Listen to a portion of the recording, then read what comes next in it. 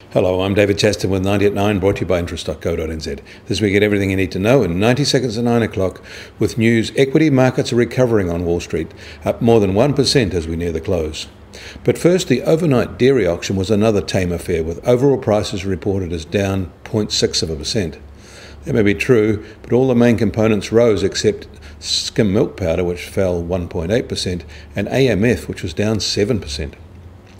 The volume was a light 17,000 tonnes, and probably over 90% of that was Fonterra product. It was 94% in the March 20 auction. The volume offered and sold was the smallest since April 2013. Whole milk powder prices rose 1.6%, and cheddar cheese was up 2.2%. Butter was up 4.1%.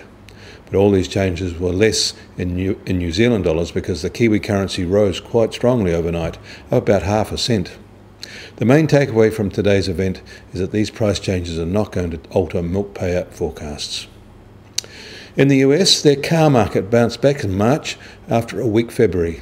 Of the majors, GM posted a 16% sales gain, Ford was up 3.4%, and Fiat Chrysler was up 13%.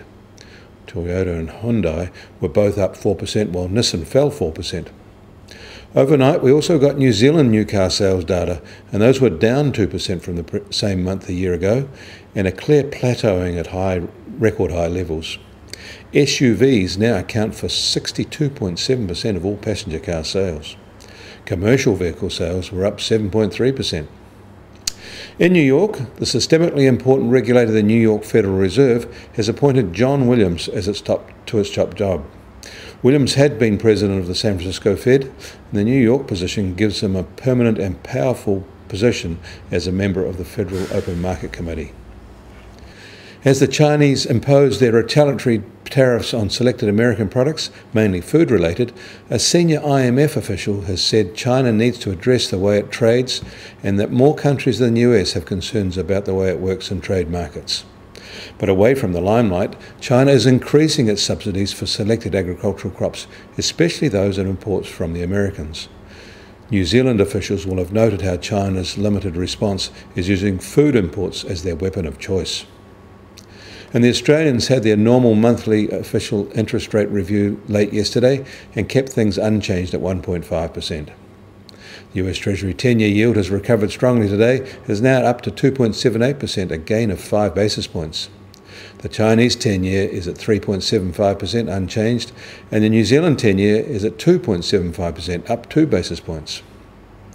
Gold is down $10 today to $1,333 an ounce.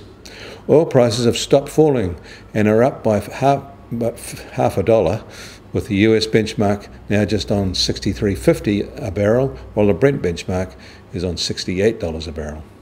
And China has cut its resource tax on shale gas production to 4.2%, that's down from 6%, in a bid to increase domestic gas supplies. Now, currency is up more than 0.5% today, now at 72.6 US cents. And the cross rates were also firmer at 94.5 Aussie cents and 59.2 Euro cents. That puts the TWI back to 74, but still in its 2018 range. I'm David Chaston. That was 90 at 9, brought to you by interest.co.nz.